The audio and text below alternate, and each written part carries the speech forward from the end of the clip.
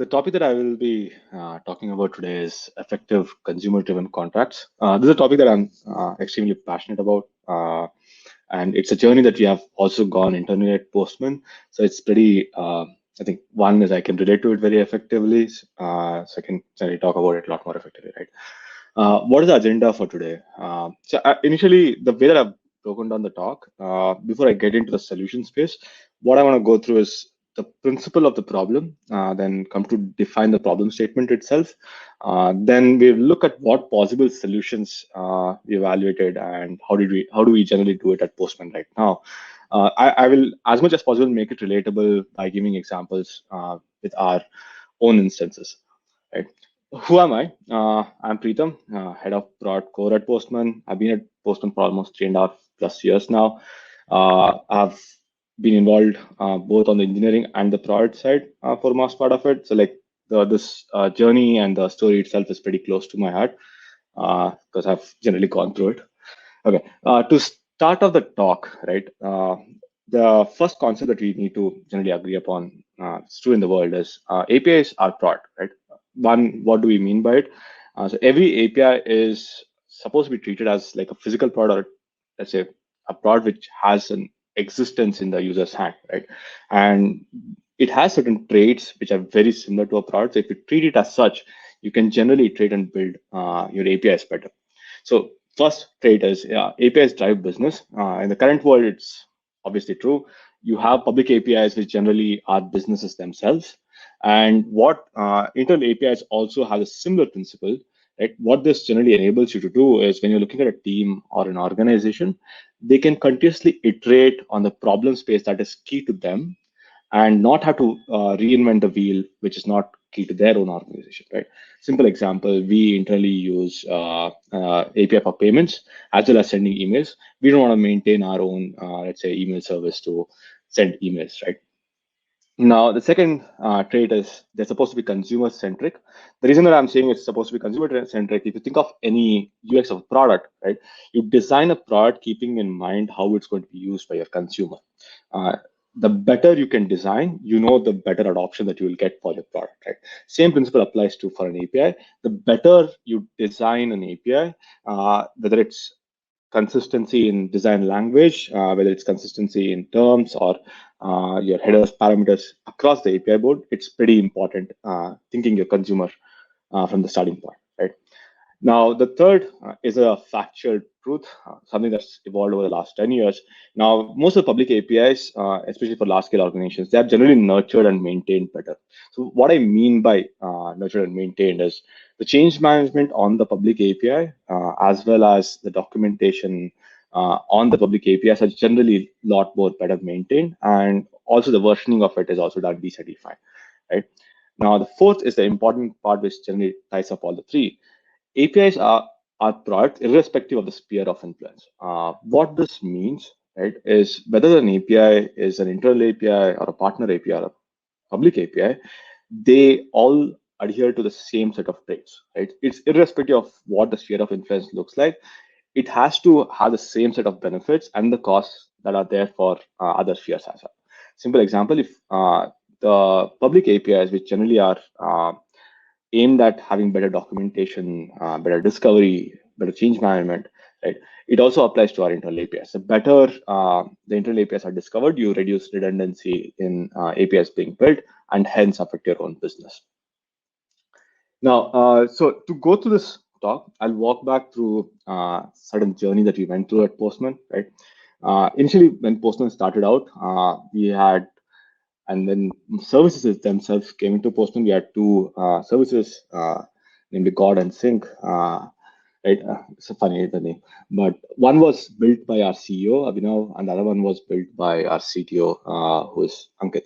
Right now, when we built it out, we were just two developers, and it was pretty easy to maintain two services and scale it. Right now, at a point where we were planning to expand our team and also the core offerings that Postman would provide, we chose a style to reflect how we are going to scale beyond the two services. Right, we agreed upon something, an architectural standpoint of microservices. So microservice is generally an architectural structure that you would apply where a single application is supported by a collection of services, right? So you get certain benefits out of it. So like we were really drawn by the benefit because it's future facing. It's also made a lot of sense, right? It's highly maintainable. It's loosely coupled, independently deployable, organized around business capabilities. It can be owned by a small team. Like it seems very lucrative, and it did seem to us as well. And that is the reason we generally approach microservices, right? We went like I think for a span of 2 to 3 years, we expanded our team from 2 to 20 odd engineers plus. Right, this is when we started understanding the costs which come along with microservices. This is something that like usually not well documented or no one generally talks about it very heavily, right? But this is something that we experienced, and we had to go back and think about that. I'll come back and talk in depth of each of the costs and how do they relate to our own organization and what they generally mean. But these are the three costs that I would want to keep in mind. So over a period of time, what we started observing with our own team is more people we added into our team, and like the team generally grew, but the speed at which we could iterate on our APIs and our software packages did not increase as even linearly, right? So, and the other symptom we started seeing was a lot of people had a lot of frustration. So that's when we start looking in deep and like going and figuring out what is this pain going through, right? And the one term that I wanted to then talk about is dependency hell. So dependency hell is a colloquial term which basically describes a frustration of some software users because their software packages depend on a specific version of other software packages, right? Now, what does this generally look like? So on the right side of the graph, you can see there's dots and edges, right? So think of it like a node graph. And if each individual node or black dot that you see is a microservice that you have, and the connections that you see between them are actually the communication pattern between the services, at this point is when you start feeling the crunch or the pain of dependency L, and you can describe it by few traits. It's very hard to understand when you are in it. The only point that you can actually understand it is when you have the signals and symptoms, right? So what are the symptoms that we also experience, right? So I'll just walk you through one of them. So one service fails, some, if not all, fail, right? There'll be few core services. The second that they fail, it triggers the cyclical effect of multiple services failing altogether, right? And some or all services have to be deployed together. This is something that we started observing where 3 or 4 services across teams had to be deployed together. And if something went wrong in that deployment, you had to roll back all the 3 or 4 services, right? They were not generally, that means that they were not generally decoupled. And the other trait that we are looking at is services could not evolve faster, even though we had different teams working on different services. There were shared databases, there were intertwined schemas. This also is a very good notion that you're actually having a leaked abstraction, which ideally should not be, which leads you to be slightly slower than expected, right? So this led us to believe one thing, right? We did not actually have a microservices architecture. We had a distributed monolith, right? What did it mean for us? One, we did not get any of the benefits that you are looking for from microservices, but what we incurred were all the costs that came along with it, right? Like double-edged sword that did not work all that well. Now, going back to the cost, we had to understand the cost to go ahead and get that right way of structuring our own organization in a way that we can solve for this, right? So what are the first costs?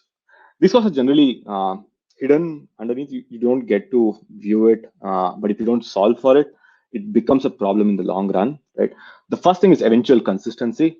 This is a term that is, let's say, more viable or more clear when you're using a microservice as opposed to a monolith, right? Because in a monolith, when you're using any API transaction, there's a single transaction which could just like pass or fail, execute or fail, and you know the data is consistent because there's only one DB or in which you'll be storing all your data, right? But when as in a microservice, there could be multiple tables that are data is spread across the system, and it's a distributed system. And every API call transaction cannot be passed across multiple services. So there will be inconsistency in data. So the aim is not to have complete consistency at ground zero, but to have eventual consistency, right? Every system will eventually be consistent. And what this means is every microservice has to account for that. Whenever you have a dependent API that you're consuming or going to use, you have to design it in a way so that you would assume it would be eventually consistent, not necessarily consistent, the point of using. Right. The second thing that we also understood was operational complexity. Like so, at the beginning of the talk, I mentioned that we had just two developers, which are like our CTO and CEO. Right. We always had this notion that we want to empower our developers to completely own the system, from the point of writing the code to deploying it, maintaining it. Right. Developers generally maintain that because that gave us a one from dog fooding perspective, gave us an idea of how APIs and systems are supposed to be built, and also gave us a large amount of ownership and innovation that we could do in our own services, right? But with microservices, we added an additional complexity which did not exist previously. So what a monolith could do is like you could deploy a service and that's all you needed to do. The second that you can spin up multiple services, you had multiple instances of these services, right? And you could deploy them a lot more frequently. That's a benefit of microservice. So the operational concept had to evolve, and we had to have their own foundational team, which basically enabled every developer to like iterate and deploy frequently and parallelly as much as possible, right? This fast tracked a lot part of our organization because if you were not mature enough, it was very hard to handle this, right? Now, the distribution cost. This is a cost which is very subtle or salient in nature, right? Like the policies that come with distribution, the assumptions that we make when we are either switching to a microservice or even when we are integrating with our partner APIs, right? These are the assumptions that we make and build our systems on. The network is reliable, latency is zero, bandwidth is infinite, the network is secure by default, topology doesn't change. There's one administrator applies to some context, maybe not. Transpose cost is zero. The network is homogeneous. These are the assumptions that we make when we build the system, but in the real world, we know it is not necessarily true, right? So that becomes a cost for us. So on the graph that you can see, if you imagine all those boxes, they're supposed to be services, and again, the edges are connecting each of them, being the communication pattern, right? Now, to develop and deploy a single microservice is easy. It's not that hard to do. It's like you can go ahead and build it. But when you want to make it a reliable system as a whole, it's really, really hard, right? Now, when you're looking at this whole system, the focus of problem statement shifts from looking at just the nodes, which are easier to build, to basically all the edges that are connecting, which is slightly tricky to handle, right? But if you do not solve for those edges and they are not handled well, then the whole context or the concentration of problem statement shifts from looking at the actual business use case, which we talked about in the beginning of the talk, to actually maintaining your dependency, which should ideally not be, it's not that valuable. You don't want to spend a lot of time on it, right? Now, how do we go ahead, like, how do we generally deploy code to production, right? Whenever we deploy code to production, there's certain things that give us confidence, right? The confidence is usually garnered when you're looking at a monolithic system by three types of tests, which are built on top of it: unit tests, integration tests, and end-to-end tests, right? So these three tests give us that confidence to push to production, and for most part, it does work out very well, right? The second that something breaks, you know that you have broken something, you have to go revisit, right? But the second that you go into a microservice world, the integration test and end-to-end test become non-existent. You can still do unit test, which is going to check for your business logic. It will work end-to-end, but you cannot do an integration test and an end-to-end test for the primary reason that every time you need to run it, you also have to spin up all the dependencies along with your own system to go ahead and test it. And you could do it. It is a cost, and it generally increases the level of complexity of your tests and also time to execution. So you would maybe choose to do it for few specific key interactions, but not for all interactions, right? And it's also expensive, so you don't want to wait a lot of time to do it. Now, when we thought about this problem statement, what we did was we went back to our own system and like, hey, we adopted microservices. Maybe there's an inspiration that you need to look at, right? So this is a pretty good book. I would generally encourage you to go through it. It's called Building Microservices by Sam Newman. The major topic that I want to be talking about and we found to resonate with our solution is this deploy independently, right? So deploying independently is what we realized. If we were to solve for that problem, we know we are going to like as much as possible attack the dependency hell that we wanted to get rid of, right? To understand how do like that's when we started ideating as to how do we solve for this problem where we could enable our own developers to deploy independently without having to worry about breaking some other system, and also have tests which enable them to like have their confidence, so they don't have to go ahead and manually spend time testing every single API endpoint, right? So the way that we used to work till then was we always had teams, which were one was a client team, there were multiple services team, right?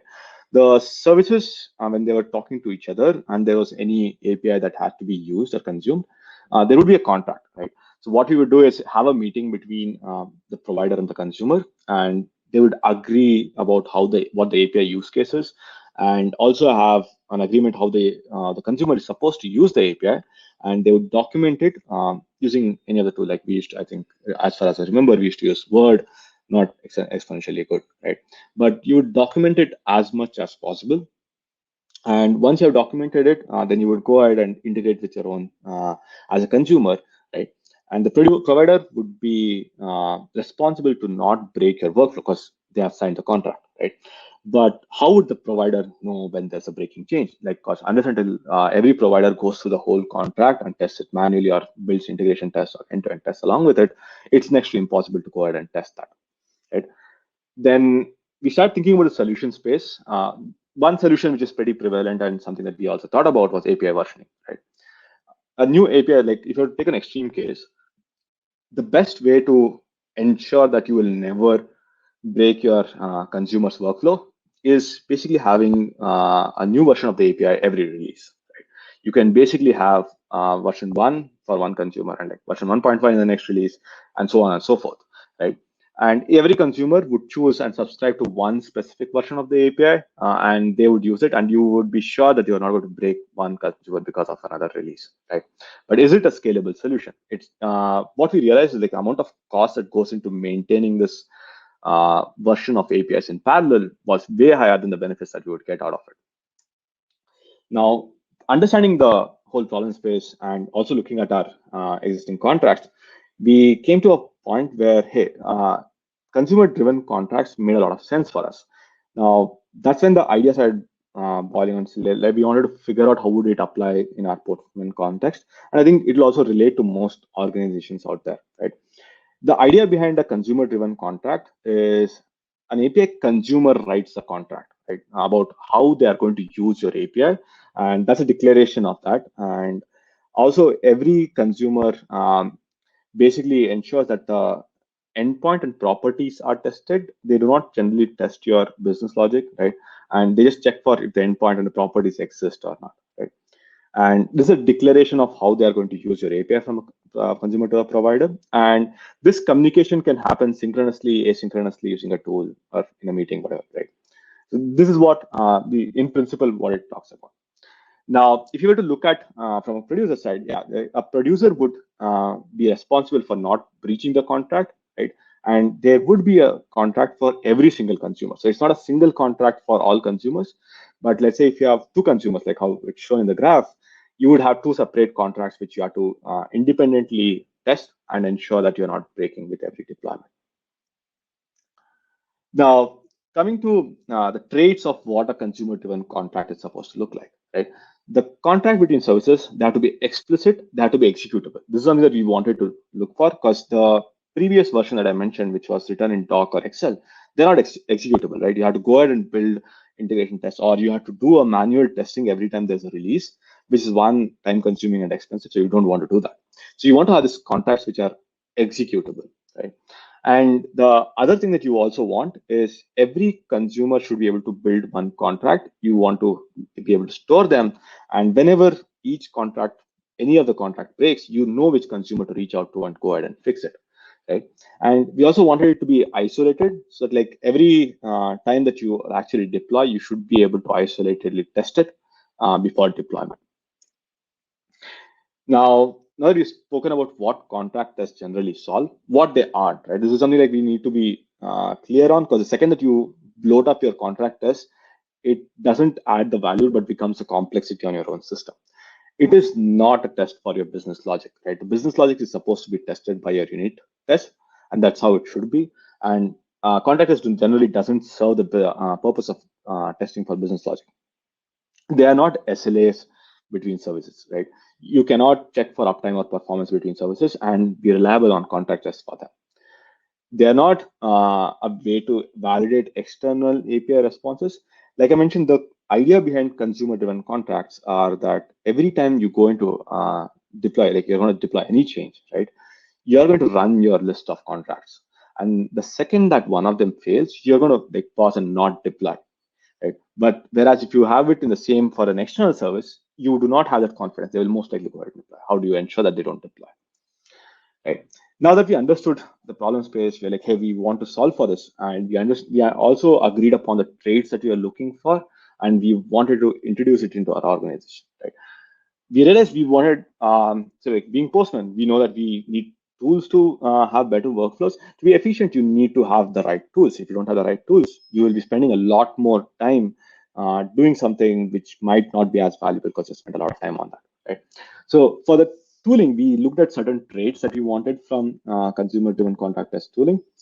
What we needed was a consistent format where you can generally describe your request and response between consumer and producer. An easy way to create this contract, it should not be too complex because you don't want people to learn too many things and waste their time there. A way you can store this created contract in a single place, right? A way that these stored tests can be executed in an automated fashion, right? You should also be able to test them locally because when you're even before you go ahead and merge a PR, you want to test your the code locally as well, right? And a way to manage the evolution of these contracts, because we need to understand like when there's a producer-consumer relationship, the producer is going to continuously evolve their API and address more use cases for the consumer. So you would expect the consumer to use your API more and more in new use cases. So the contract itself will continuously evolve. It's not a one-time thing that you have a contract and it's going to stay dead. So you have to evolve it based on the use case of the consumer. Now, what I'm going to talk, since like we understood the problem space and we also looked at the tool description, right? I want to walk through how do we do it at Postman. So being Postman, we obviously dog food heavily. So we used a Postman to solve for this use case. Now, the first thing that like, I think the couple of abstractions that I want to introduce you to so that you would understand what I'm talking about, how does the workflow generally look like, right? So first thing is API as an abstraction. So like we have an API builder where you can build an API and define what the specification format and specification generally looks like. You also can link multiple entities to it.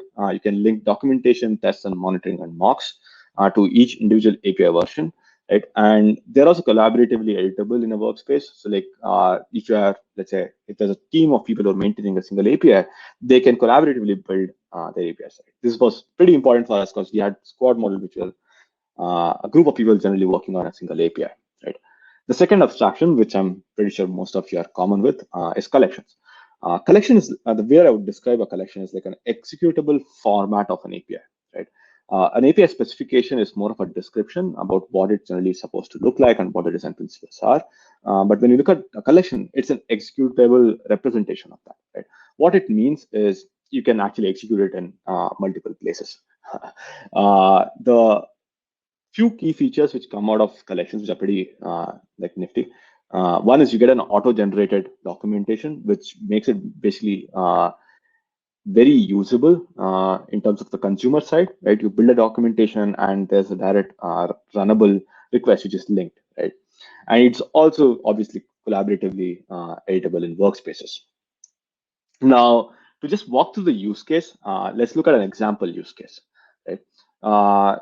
In this case, what I've tried to pick is if a scenario where, let's say, me and two other consumers are trying to build a log service, which just has one endpoint, right? It has, the endpoint just creates a list of logs.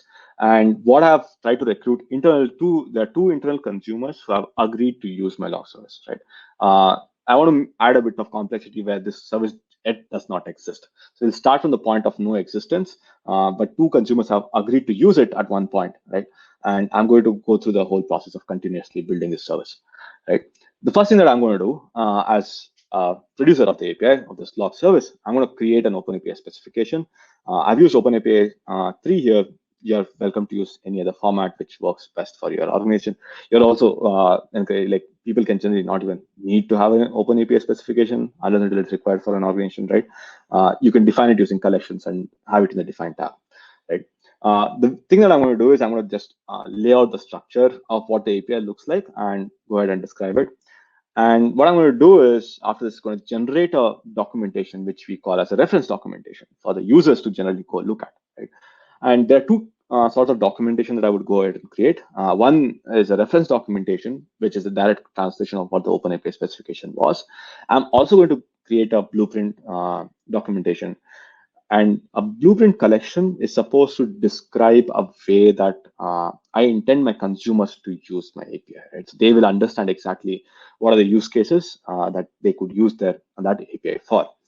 And I'm going to have this documentation created, and I'm going to attach it to the API. Right? And since the service does not exist yet, right, I want to prototype it, see how the API looks like. And once I've done prototyping, completed my documentation, I also want to enable my consumers, the two consumers I spoke of, to go ahead and start working parallelly. So you don't want to have this waterfall model where you have to wait for the producer to be done and at least deploy to beta, and then you start your integration because you do not know what the API looks like, right? It's an API first world. If the mock is there and you agree that is the end outcome, you know the eventually, like all you need to do is flip that one base URL and everything is supposed to work fine, right? Now I'm going to enable this mock service. Also, I'm going to attach the mock service URL to my API. I'm going to share the API with my consumer, right? Now my consumers, both the consumers get activated, right? What do? One is they're going to play with the mock endpoint that they have gotten. They'll try it out, see if it fits their use case. And if they have any questions, they're going to obviously ask questions right on the request itself. They're going to comment and like assume that we'll work with both the consumers on iterating on the API, where I will address all their queries and also design it in a way that they are able to solve their use case. Now, once they have understood the value proposition of the API and also it fits their use case, what they're going to do is they're going to consume the documentation, right? And they're going to write assertions using Postman on the endpoints. Like I mentioned, the endpoint and the properties, right? They're going to just assert on the endpoints as well as the properties, nothing else, using the mock endpoint, right? Even now, obviously the service doesn't exist. There's only a mock API, and my consumers have already written the contracts. So what do I get by the contracts? I understand from the contracts that my consumers are going to use my API in a certain way. I will either agree to the contract or I might have made a mistake and exposed an internal abstraction in my API design, which I usually should not have. So I'm going ahead and correct that, and I will let them know. Right? But let's say everything, all the iterations work fine. They agree to my contract, and now what I'm going to do is attach it to my API. Right? I don't know if it's clearly visible, but in the API tab, so we have this section called as contract test. Right? I'm trying to point it here, where you will see two collections which are attached to the API, and they're listed as contract tests. Right? And I know it's not visible there, but basically the collection, that the way that we use it is it has a relation between the producer and the consumer. So you'll have the first name, first part of the collection name is going to be the producer name, and the second part is going to be the consumer name, and it's going to get attached to the every single API as a contract test, right? And these are usually shared with the same workspace as a producer, because the producer has the honors of executing every single contract test just before deployment, right? And they will continue to maintain that. And the only thing that's going to change is when I'm going to deploy to production is I'm going to switch the mock URL that was there in the contract test. Ideally, it would have been a variable, so I don't have to do much. I am going to ensure that it's fetched and it is integrated to my CI pipeline and CD pipeline, and to ensure that when I'm deploying it, I'm going to test the whole thing. If the contract test pass, I'm going to deploy it, right? There's a production endpoint which my consumers can use, and I'm going to maintain that contract. Now, how does this look like when we are doing continuous testing, right? I walked through the initial 1 point scenario. Now, obviously, I have this log service that I'm going to continuously iterate on, add more endpoints, and I'm going to add a lot more features on create log endpoint itself, right? So what I'm going to do is I'm going to, the API that I mentioned initially, where you solve multiple collections, right? I'm going to use Postman API. I'm going to fetch all the collections which are attached as contact tests for the specific API.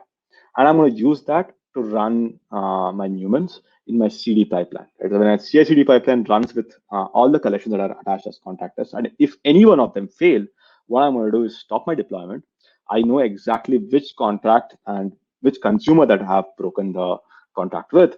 I'm going to either address the issue if I've missed something or made a bug or introduced a bug which ideally unintentionally did, or let's say if there was actual improvement that I need to do, I know how to know whom to notify and how to notify this consumer, right?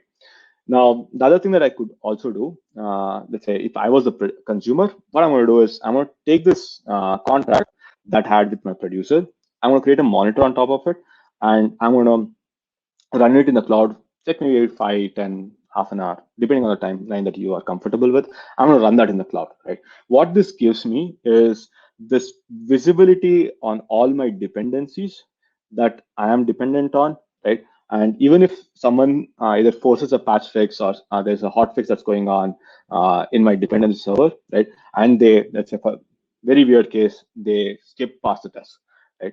So if there is anything that breaks in my contract test, I know I'm alerted way earlier, so that I don't have to figure out, okay, if my service is down, why is it down, and go to the full debugging and eventually find out that, hey, one of my dependency service actually changed the property in the response, right?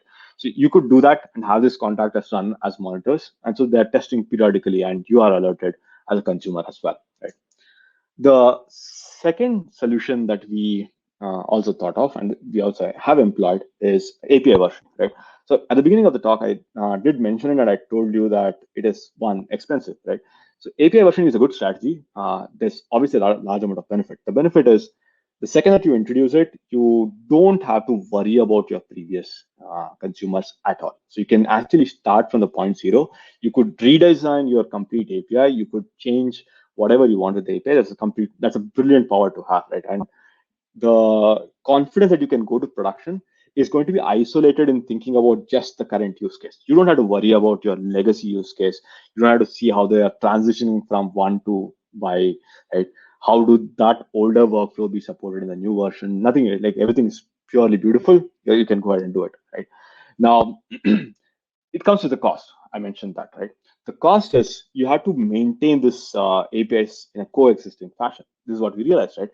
And the rule of thumb that have we agreed upon, that seen industries also agree upon, right, is for a single service endpoint or an API, if you have more than 3 versions or plus 3 or more versions, generally start hitting that limit where people are cognitively overloaded in maintaining it, right?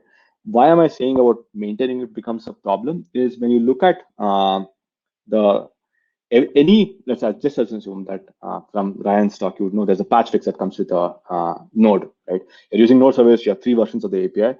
There is a new security patch that you need to go and push, right? You need to go ahead and push the security patch in all 3 versions. The second that you have 10 versions or 15 versions, it becomes near impossible. You have to do 15 deployment for every patch fix that comes out, right? You cannot not do it because you want to support that API version. The other thing is you also have coexisting endpoints. So like slightly tricky to ensure that the documentation effectiveness is consumed. So you want to get, you want to do API versioning in a very strategical and let's say deliberate manner. You want to introduce that as a strategical move as opposed to, let's say, API version every once in a while, right? And the one thing that you should be very clear on, I'm pretty sure most of you know the public API endpoints also know that you would be clearly communicating to your consumers that there's a new API version. For the simple reason is you are most likely going to start deprecating the older API version, right? So that's API version. So I want to just round up the whole talk. So we went through the concept of what API as a product is. We also traveled to this journey of understanding the problem space of what microservices and what APIs live in, right? And see what this dependency hell is. Also try to solve it with a contract test, right? What I'm going to do is I know it's not there. I after this talk, I will be with in the Postman booth. So anyone, if you have any questions or specifics, I can generally talk you through it then. But summary of the whole talk, right? The things that we generally aim to achieve is one, contract tests help you deploy your services independently, right? You don't like a team doesn't have to worry about its own dependencies or its own consumers. they need to just be able to enable to be concentrating on their business use case, and they can deploy independently, right? And providers and consumers are like decoupled from their own testing, so you don't have to worry about what the testing framework for a consumer looks like, and you don't have to spin them up every few minutes, right? And consumers can also are enabled to test their own dependencies in production without having to spin up their own producers. Cool. I think that's all I had. Thank you for being a great audience. That was a really informative session, Preetham. So we have two questions here. Oh, So the first question is from John. You mm, mentioned that consumer contracts would need to be shared with the provider. Could you mm. describe that process? That is, consumers create a PR to public workspace. Yeah, so this is something in the public workspace is something that we are building. But let's say if you're working inside a team, right? I think the one thing that I mean, I'll like just re-stress upon the public workspace is slightly tricky because you cannot control the deployment of your public dependent APIs. But if let's say if you're doing it for your own internal organization, right?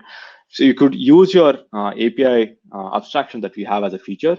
What you could do is the list that I mentioned, you could go ahead and link that collection to that API abstraction. And just by doing that, your provider would be fetching that collection ID as part of the API call to get all the list of collections, right? So like the provider just needs to be notified that there's something's been added as a contract test to their API, and that will just go into their CI/CD pipeline without having to do anything after that. Okay. And the second question is from Kristen. That is, with Hmm. consumer-driven contracts, how does the Hmm. provider keep track of the many contracts they are given? So this is where I think we realized some time back, right? So the first solution, this we actually tried to crack this problem almost 3 years ago. So at that point of time, we did not have this API as an abstraction as a feature. So the API builder did not exist. So the way that we did it at that point of time was actually have a single workspace for every single service, and that workspace would contain all the consumer contracts, and they would be hashtag the service name, right? But we obviously did not find that a very viable solution. What we did with the second iteration was with the API builder, there's a specific linkable tab, which is contract test, right? So ideally, with every version of the API, the contract test can be directly attached. So like for us, the example of the log service that I spoke of, under that there is a go to the define test tab. In that there's a contracts test section where you can attach all your contracts. You can see the list of contracts that are there, and you can also, like I said, use the Postman API to fetch those collection IDs and hence fetch those collections and execute them in your CI/CD pipeline. Awesome. I think, yeah, those are all the questions that are there. Thank you so much, Preetham, for that wonderful talk. Yeah, it was good talking to you guys. So, so before we call an end to this session, we have our sponsors there in the Expo tab where